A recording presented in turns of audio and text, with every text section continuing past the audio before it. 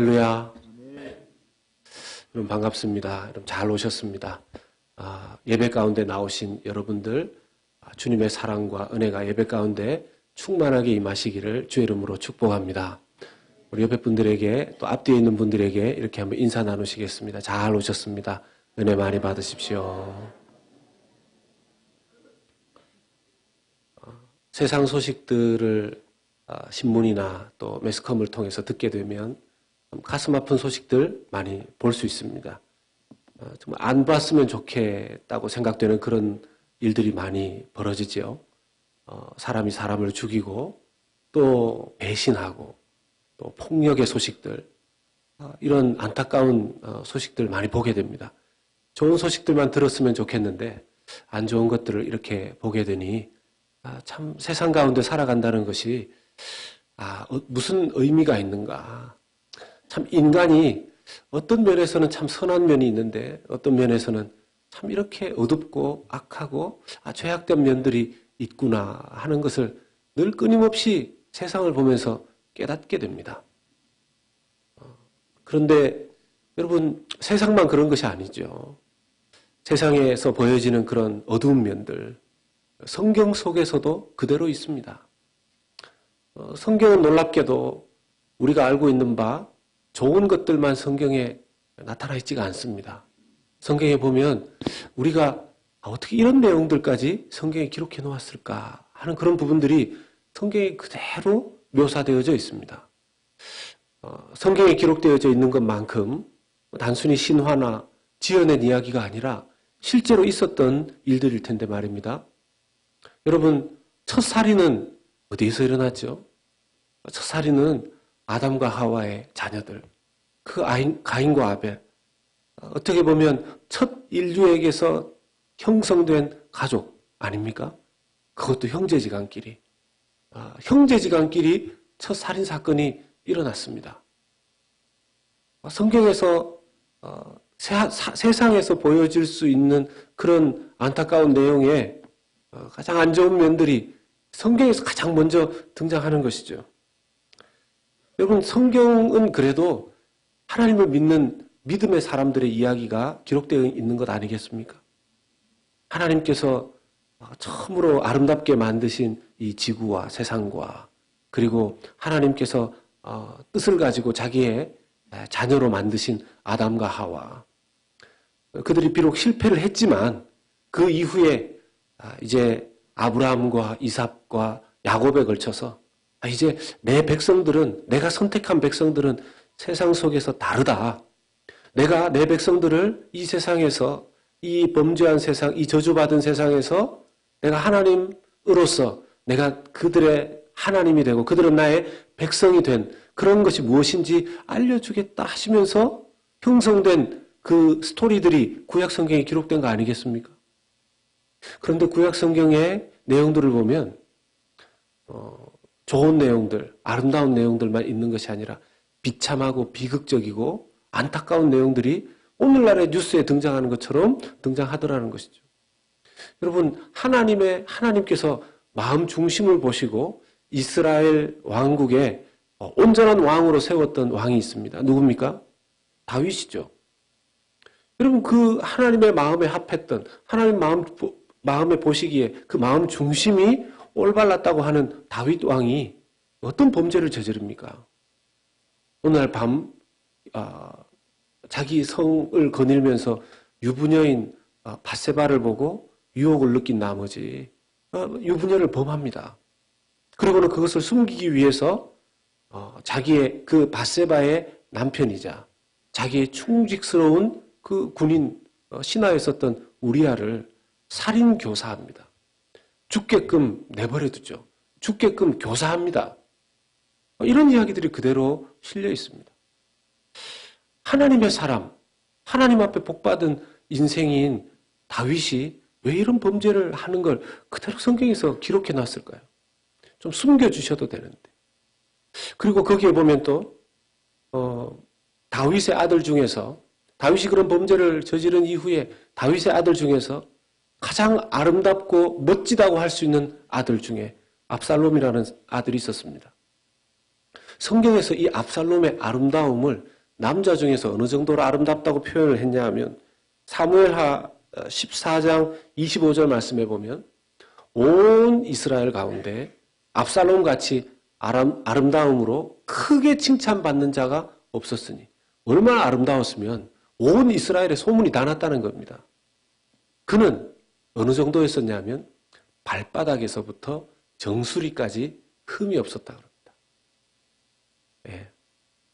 여러분 한번 옆에 사람들 한번 보십시오. 발바닥에서 머리 위에까지. 예. 저는 지금 발바닥에도 문제가 있고 머리에도 문제가 있는데 예. 발바닥에서부터 정수리까지 흠이 없는 칭찬 듣는 사람. 이 외모적으로 전혀 흠이 없는 이 사람이 무슨 짓을 저지르죠? 아버지 다윗을 배신하고 반역하지 않습니까? 온 나라를 들고 일어나서 아버지를 반역합니다. 물론 실패로 돌아가죠. 실패합니다. 만약 성공했으면, 그 반역이 성공했으면 어떻게 됐을까요? 예, 아버지 다윗을 죽였죠. 아버지 다윗을 죽였을 것입니다. 하나님이 선택하신 사람들이고 하나님이 선택한 그 나라 속에 있었던 역사이지 않습니까? 그런데 어떻게 세상에서 일어나는 일과 거의 차이 없는 일들이 성경에, 그것도 선택된 사람들의 스토리 속에 이렇게 드러나 있는 것입니까? 하나도 숨기지도 않고 액면 그대로 다 그대로 드러나 있습니다. 투명하게 다 나타나 있습니다. 이스라엘 백성들 하나님께서 끌어모아서 그들 비록 노예 생활, 이집트에서 노예 생활했지만 모세를 통해서 끄집어내죠. 탈출시키십니다. 그런데 이 이스라엘 백성들이 약속된 그 땅에 빨리 들어가지 못하고 광야에서 오랫동안 하나님이 두시니까 거기에서 이 원망이 참다 못해 밖으로 막 터져 나옵니다. 그래서 원망 그러면 대표적인 성경에 기록된 사람들이 누구냐면 바로 광야에서 원망했었던 그 출애굽한 이스라엘 백성들이었죠.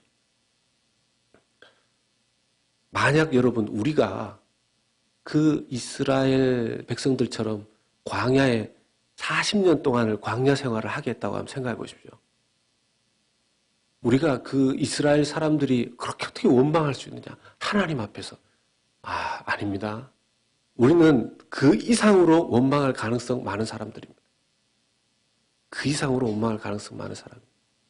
40년 동안을 하나님 약속은 해놓고 40년 동안을 그 사막을 뱅뱅 돌게 하신다. 여기서 나는 절대로 원망 안 할 겁니다.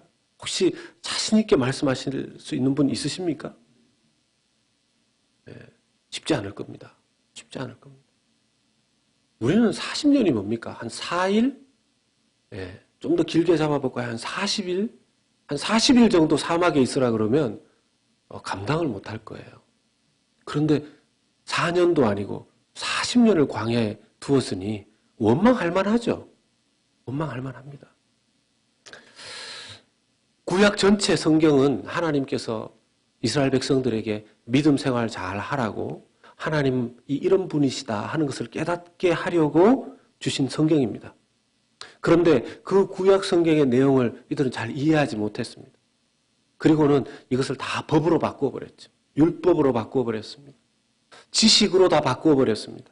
지켜야 될 법으로 다 바꾸어버렸습니다.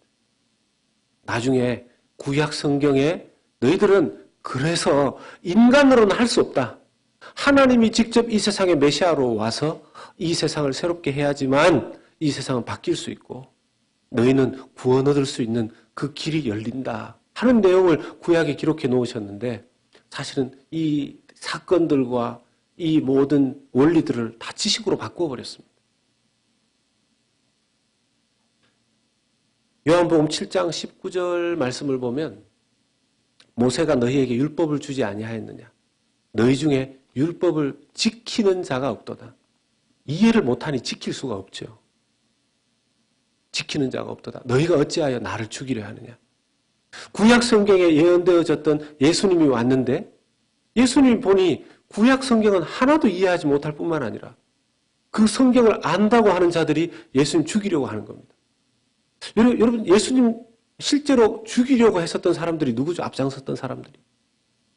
예수님 십자가에 죽는 것에 대해서 논리를 마련했던 사람들이 누굽니까? 예수님 그 구약 성경을 잘 모르는 일반 백성들이었습니까? 아니에요. 구약 성경을 가장 잘 아는 그때 당시에 율법 학자들이었었습니다. 서기관들이었었어요. 바리새인들이었었어요. 구약 성경을 그렇게 잘 아는 사람들이 그 성경을 멋지게 해석해서 예수를 십자가에 못 박아야 된다고 결론을 내린 것입니다. 여러분, 이게 어떻게 된 일입니까?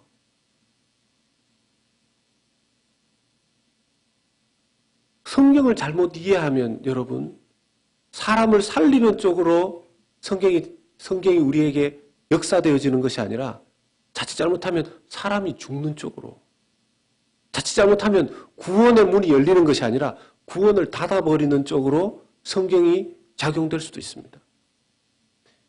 여러분, 오늘 말씀을 보시면 오늘 빌립보서 2장 12절에서 18절까지의 말씀,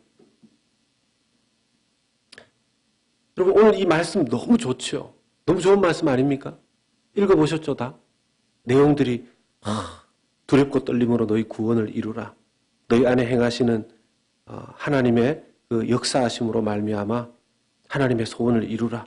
원망과 시비가 없이 행하라. 거스르는 이 세대 가운데에서 흠없는 하나님의 자녀로서 세상에서 그들 가운데 빛들로 빛나라. 여러분 어떻게 이 말씀을 이렇게 읽으시면 마지막에도 이런 말씀이 나오죠. 17절, 18절 보면 특히 18절에 이와 같이 너희도 기뻐하고 나와 함께 기뻐하라. 어떻게 여러분 이 말씀을 읽으시면 막 기쁨이 생기십니까?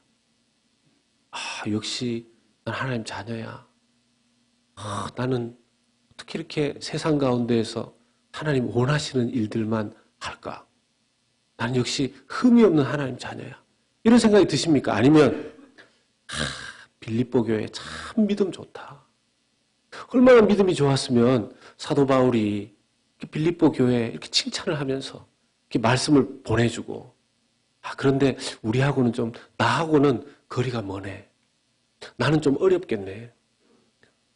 나는 빌립보서 말고 좀 다른 성경이 좀 필요하겠네. 이런 생각이 들 수도 있습니다. 여러분 이 말씀 우리에게 왜 주셨죠? 이거 우리가 실천하고 감당할 수 있는 말씀입니까? 아니면 그냥 성경에 나와 있기 때문에 그냥 우리가 읽어야 되는 말씀으로 주일날 한 편 읽고 또 설교자가 오늘 서서 이렇게 여기에 있는 내용들이 이렇습니다. 여러분 하나님 뜻대로 우리 기뻐하면서 사십시다. 이렇게 잘 설명 듣고 끝나면 되는 말씀인 것입니까? 하나님이 분명히 이 말씀을 주셨을 때는 하나님께서 우리가 이 말씀을 살 수 있게끔 하셨으니까 이 말씀을 주신 줄로 믿습니다. 그러면 그 원리들을 잘 이해할 필요가 있죠. 보십시다. 여러분 빌립보서 2장 14절 말씀에 모든 일을 원망과 시비가 없이 하라 그랬습니다. 여기서 원망이라 그랬어요. 원망 그러면 성경에서 등장하는 제일 대표적인 원망 그러면 그냥 떠오르는 사건이 있죠. 뭡니까? 고린도전서 10장 10절 말씀입니다. 같이 읽겠습니다. 그들 가운데 어떤 사람들이 원망하다가 멸망시키는 자에게 멸망하였나니 너희는 그들과 같이 원망하지 말라.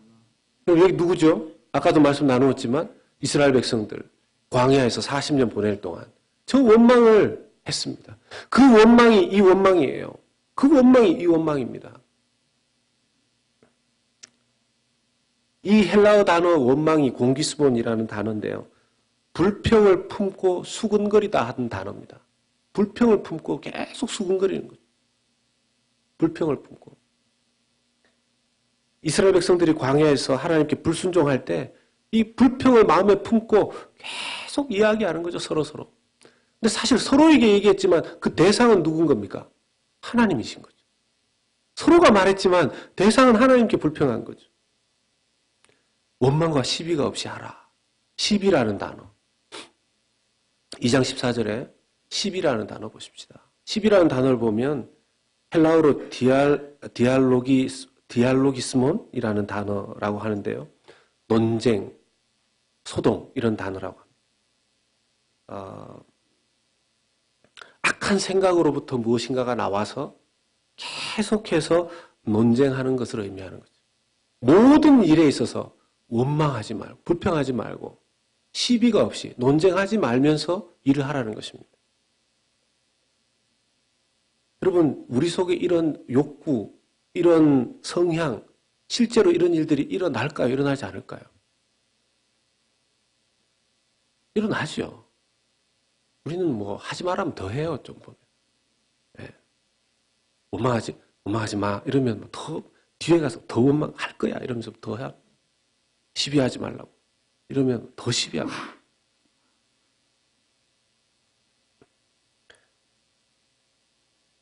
그리고 우리가 그렇게 원망 없이 시비 없이 살아야지 이런 마음을 생각을 가져도 세상이 이미 여러분 원망하고 시비하는 세상에 살고 있습니다. 우리가. 예. 오늘 말씀 2장 15절과 16절 15절 말씀 보죠. 빌립보서 2장 15절 말씀 같이 읽겠습니다. 이는 너희가 흠이 없고 순전하여 어그러지고 거스르는 세대 가운데서 하나님의 흠 없는 자녀로 세상에서 그들 가운데 빛들로 나타내며 어그러지고 거스르는 세대 가운데 우리가 살아갑니다. 그 안에서 그 한복판에서 살아갑니다. 어그러지고 거스르는 세대를 다른 말로 하면 마태복음에 예수님께서 다른 말로 이렇게 사용하셨습니다. 마태복음 12장 39절에 보면 이 악하고 음란한 세대, 이 악하고 음란한 세대 가운데 우리가 살고 있습니다. 믿음이 없고 패역한 세대 가운데 우리가 살고 있습니다. 여러분, 이걸 이겨내는 게 쉽지 않아요. 이것에 영향받지 않고 산다는 게 쉽지 않습니다. 그럼 일주일에 6일 동안 세상에서 이렇게 살다가 왔을 때 나는 일주일에 6일 동안 너무 세상에서 좋은 이야기만 듣고 은혜로운 이야기만 듣고 너무 믿음 있는 이야기만 듣고 혹시 그렇게 살다 오신 분 계십니까? 아마 그분은 기도원에 가셔서 아무도 안 만나셨거나 또 수도원에 가셔가지고 그렇게 수도사들과 함께 지내다가 오셨기 때문에 그랬을 가능성이 많습니다. 일반 세상 속에서 사셨다라면 분명히 저 악하고 음란한 또 믿음 없고 패역한 그리고 원망하고 시비하는 그 영향을 받으면서 사시다가 오셨을 겁니다. 그래서 여러분 주일날 올 때 대부분의 성도들은 지쳐서 옵니다. 대부분의 성도들은 지쳐서 옵니다. 대부분의 성도들은. 왜요? 그 세대, 그런 시대 한복판에 살다 왔는데 그러면 그런 시대 가운데 살아가는 우리가 어떻게 하나님 자녀로서 빌립보서 2장 15절의 말씀처럼 그들 가운데 빛들로 나타나는 삶을 살 수 있을까요? 이런 세대 가운데에서 이런 세상 가운데에서 빛나는 모습으로 살 수 있을까요? 멋있는 모습으로 살 수 있을까요? 하나님께서 우리를 하나님의 자녀로 삼아주셨기 때문에 이 일은 가능해집니다. 여러분, 하나님의 자녀가 되면서부터 이 일이 가능해지는 것입니다.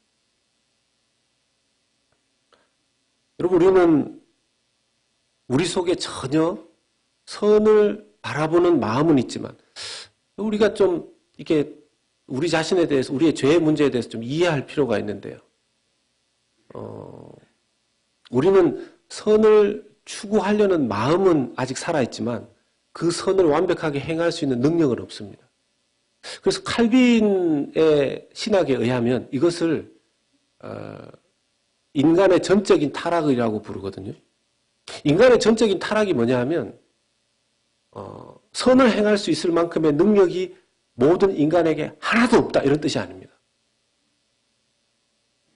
인간에게는 그냥 다 죄밖에 없고 뭐 선을 행할 수 있는 선을 생각하는 것, 선을 행하는 것 이런 것이 하나도 없다 이런 뜻이 아닙니다.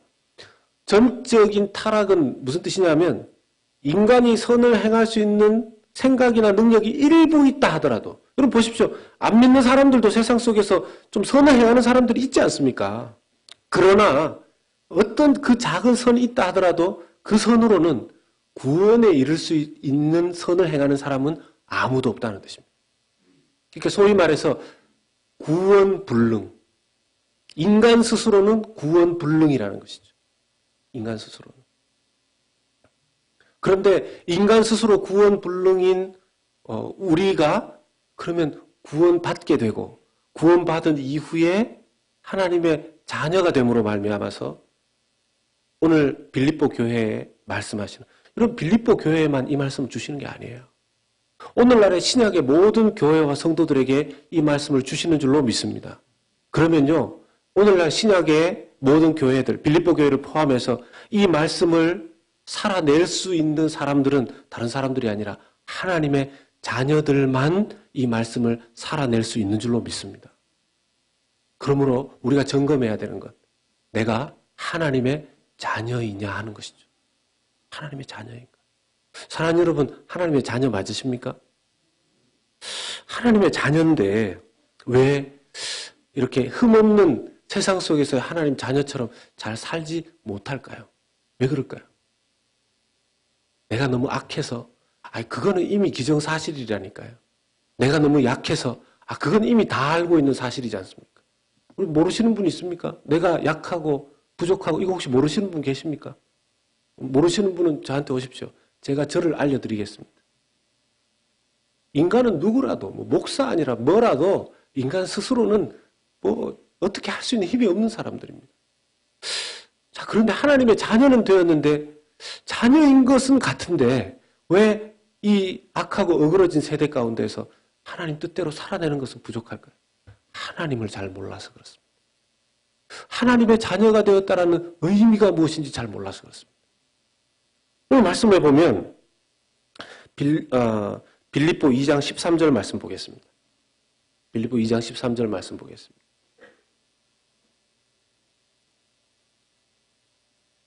네, 같이 읽겠습니다. 너희 안에서 행하시는 이는 하나님이시니 자기의 기쁘신 뜻을 위하여 너희에게 소원을 두고 행하게 하시나니. 아멘. 우리가 하나님의 자녀가 되면요, 우리 안에서 행하시는 하나님의 역사가 있게 됩니다. 근데 여기서 너희 안에서 행하신다라는 저 말이 무슨 뜻이냐? 헬라어 성경을 보면요, 지금 너희 안에서 행하시는, 앞에도 행하시는이 있고 뒤로 이렇게 넘어가면 하나님이시니 자기의 기쁘신 뜻을 위하여 너희에게 소원을 두고 행하게 하신다. 행하게 하신다는 단어가 두 번이나 등장을 합니다. 저 말이 헬라어로 비슷한 말이에요. 앞에 부분은 에네르곤이라는 말이고 뒤에 말은 에네르게인이라는 말인데 똑같은 어원에서 나왔습니다. 에네르곤. 어디서 많이 들어보신 것 같지 않습니까? 독일 단어인데 우리가 흔히 쓰는 단어로 에네르기라는 단어가 있습니다. 저 단어에서 파생된 게 에네르기입니다. 저 단어에서 나온 영어 단어가 에너지입니다. 이제 지금 안 주무시고 잘 들으신 분들은 이게 무슨 뜻인지 이해가 확 오시죠. 너희 안에서 하나님께서 이제 예수를 믿은 자녀가 된 자들 안에서 성령께서 에너지를 주고 계시다는 것입니다. 에너지를 주고 계시다는 것입니다. 여러분, 우리가 세상에서 에너지를 많이 받으려고 하죠. 특히 누가 누구에게 에너지를 많이 주려고 하겠습니까? 부모님이 자녀에게. 부모님이 자녀에게 할 수 있다, 할 수 있다, 될 수 있다, 이런 긍정적인 에너지를 얼마나 많이 주시려고 합니까? 혹시 반대이신 분은 없으시죠? 너는 아침에 학교 가는 애 보게 학교를 왜 가냐? 해도 안 되는 애가 혹시 이런 분 계십니까? 그런 분은 에너지 빼는 거죠. 보통 대부분의 부모님들은 할 수 있다, 너는 잘 될 거다, 할 수 있다, 이 얘기를 하십니다. 근데 이 긍정적인 에너지조차 밖에서 주어지는 에너지입니다. 우리 부모님이 우리 자녀들의 마음속에 들어갈 수는 없지 않습니까? 그걸 받아들이고 안 받아들이고는 그 자녀에게 달려있는 거죠. 그런데 세상 모든 것의 에너지가 밖에서 주어지는 것이라면 주님, 하나님께서 주시는 에너지는 어디에서 주어지는 거라는 겁니까? 우리 안에서. 하나님의 자녀 안에서 성령으로 말미암아 주어지는 에너지가 있다라는 것입니다. 하나님의 자녀면 그 에너지를 다 주님께서 주시는 줄 믿으시기를 축복합니다. 받고 계십니까? 잘 모르겠는데요. 이렇게 얘기해도 알긴 알겠는데 잘 모르겠는데요. 이런 분들이 계실 수 있습니다. 또 봅니다. 빌립보 오늘 말씀 2장 12절 좀 거꾸로 올라가는데 잘 보십시오. 오늘 말씀을 같이 나누고 난 다음에 집에 가서 다시 한번 이 말씀을 읽어보십시오. 본인에게 아주 잘 정리되고 깨달아질 겁니다. 같이 읽겠습니다. 그러므로 나의 사랑하는 자들아, 너희가 나 있을 때뿐 아니라 더욱 지금 나 없을 때에도 항상 복종하여 두렵고 떨림으로 너희 구원을 이루라. 아멘. 이제 저 말씀을 가지고 시제를 가지고서 구원을 믿을 때 과거 시제, 믿고 있는 현재 시제, 믿게 될 구원의 미래 시제 이렇게 얘기하는데요. 오늘 좀 그 각도에서 가지고 하나님 자녀된 자에게 주어지는 그 내적인 하나님의 힘 주심, 에너지를 주심, 내적으로 하나님께서 그 자녀에게 주시는 역사하심, 이 측면에서 보자면 내가 하나님의 자녀인지 아닌지 확인할 수 있는 방법 중에 하나가 내게 항상 복종함에 대한 두렵고 떨림이 있느냐 하는 것입니다. 내가 하나님에 대해서 복종하고자 하는 두렵고 떨림이 있느냐라는 것이에요. 내가 하나님의 뜻대로 살지 못했을 때 또는 하나님의 뜻대로 살고 싶을 때 내 마음 가운데 하나님 뜻대로도 살아야 되는데 하나님 뜻은 이건데 좀 내가 생각해도 내가 마음에 좀 들지 않는 자기 스스로 하나님 앞에서 답답한 것들 다 포함해서 그것은 구원받은 자녀이기 때문에 이루어지는 구원받은 자녀이기 때문에 주어지는 인격적인 성령님과의 고민의 역사인 줄로 믿습니다. 여러분 구원받지 않는 사람이 저런 고민하는 거 본 적 있으십니까? 없습니다. 만약 내 안에 좀 더 하나님 앞에 잘 살아야 되는데 좀 더 하나님 닮은 모습으로 되어져 가야 되는데 이런 생각들이 있으시고 또 잘 안 되는 모습 때문에 고민하는 부분이 있으시다면 이미 구원받은 하나님의 자녀로서 그 구원을 이루어 가시는 성령의 역사 때문에 그 고민을 하고 계시는 줄 믿으시기를 축복합니다. 그러면 여러분 안심할 수 있고 기뻐할 수 있습니다. 내게 주어지는 이 고민이, 이 두려움이, 이 떨림이 하나님 자녀이기 때문에 그렇구나. 마지막으로 여러분 우리에게 이 하나님 자녀로서 완벽하게 기뻐할 수 있는 기쁨의 원인이 있다면 빌립보서 2장 17절의 말씀을 근거로 우리가 알 수 있습니다. 같이 읽겠습니다. 만일 너희 믿음의 재물과 섬김 위에 내가 나를 전제로 드릴지라도 나는 기뻐하고 너희 무리와 함께 기뻐하리니.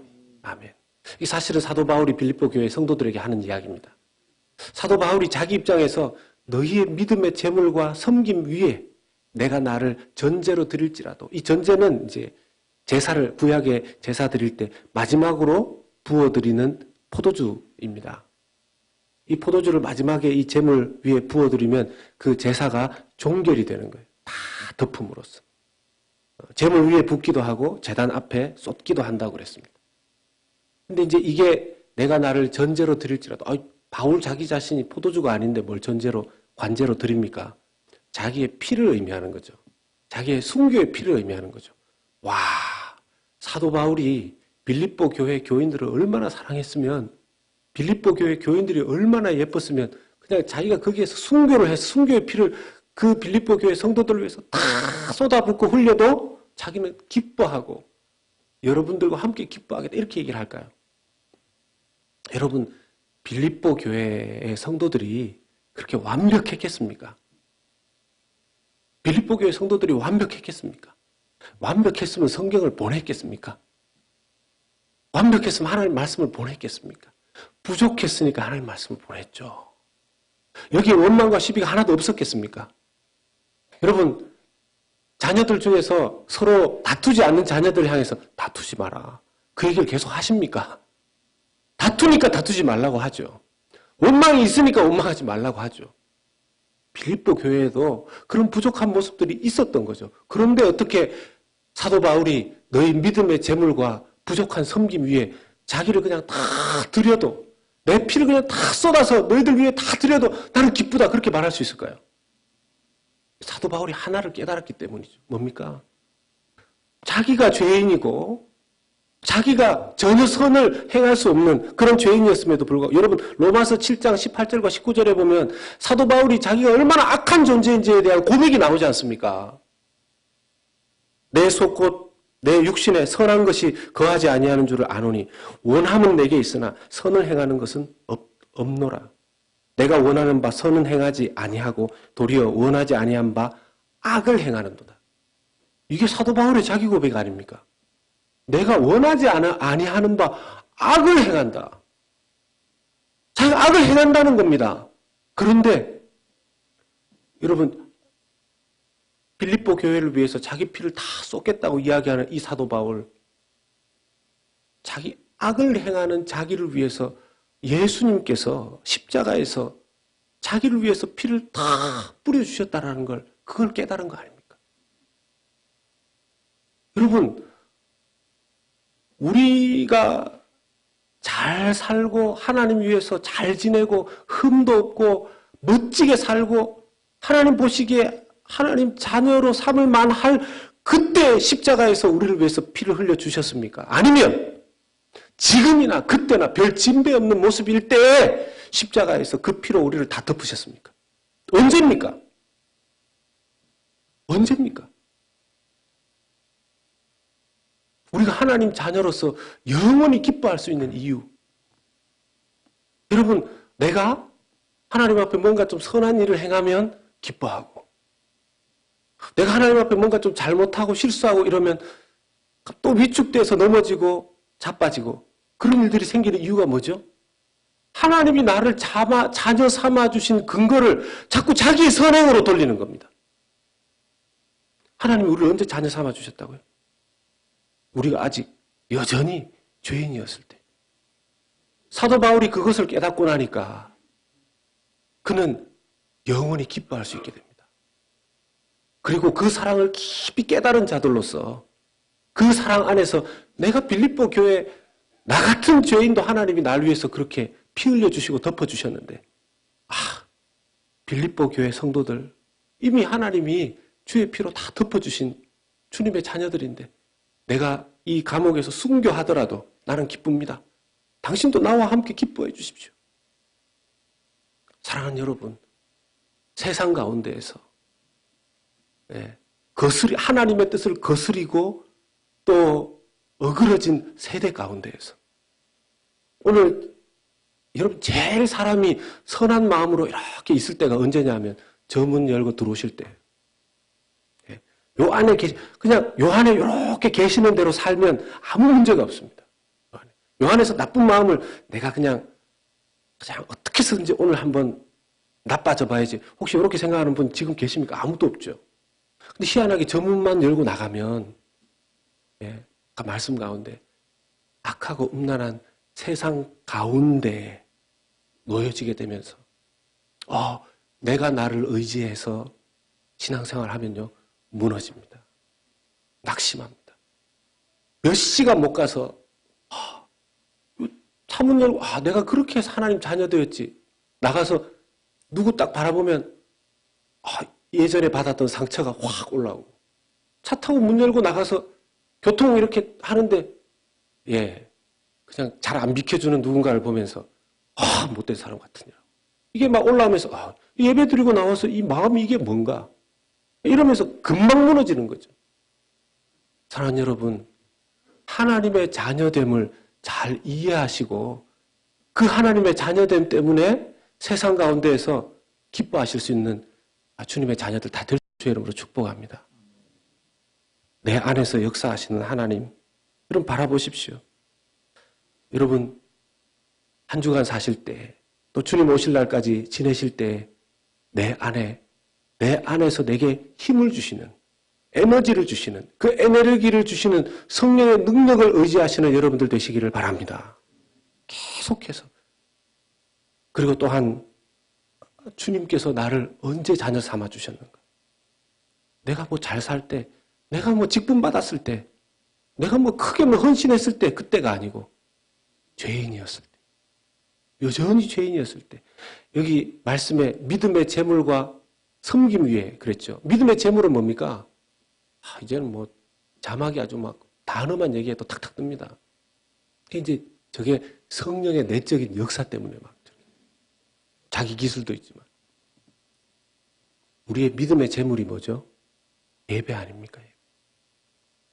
여러분, 우리의 믿음의 재물, 믿음의 예배가 늘 온전하겠습니까?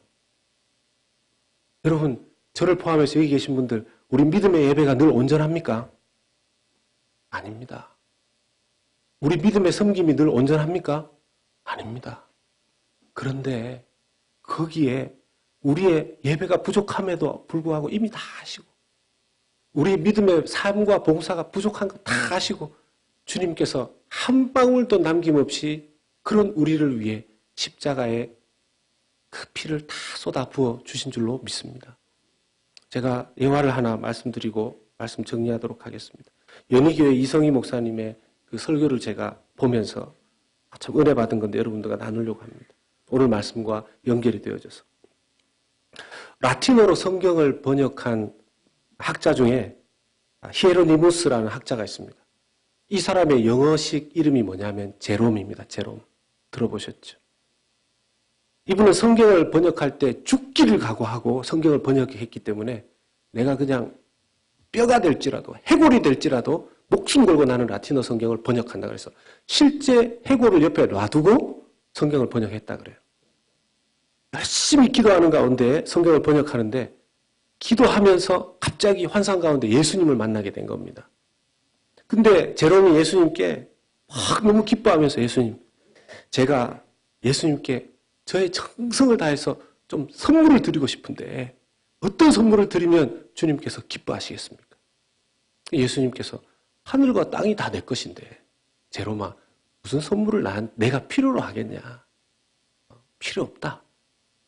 그럼에도 불구하고 제롬이 계속 얘기합니다. 제가 그래도 무엇인가를 주님께 드리고 싶습니다. 기쁘시게 해드리고 싶습니다. 그렇게 해서 졸라대니까 예수님께서 이렇게 말씀하십니다. 만약 제롬 네가 정말로 나를 기쁘게 하고 싶다면 너의 모든 죄를 나에게 다오.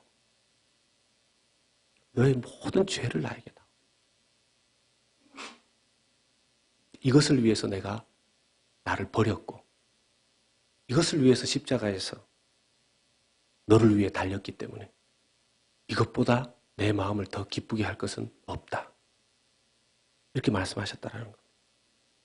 사랑하는 여러분, 저 문을 열고 오늘 예배를 마치고 나가게 되면 이 또 죄악 가운데 세상이기 때문에 우리가 살아가는 것이 만만치 않을 것입니다. 그러나 하나님의 자녀됨을 인하여 승리하게 되실 줄로 믿으시기를 주의 이름으로 축복합니다. 나의 나됨이 아니고.